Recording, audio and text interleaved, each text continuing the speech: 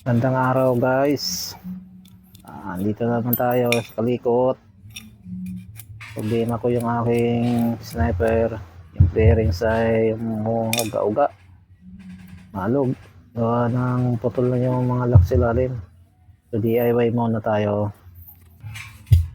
Ayan. Yung DIY para hindi na umuga yan. Ganito na ang gagawin ko. Ayan. Ayan. Post pin ng gamit. Tingnan ko lang kung uga pa yan. Mas madaling tanggalin kasi yan pag post pin lang.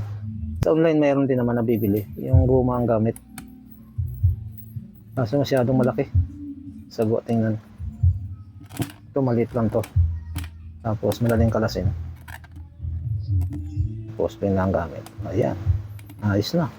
Pinturahan ng itim para maganda. Laki yung isa.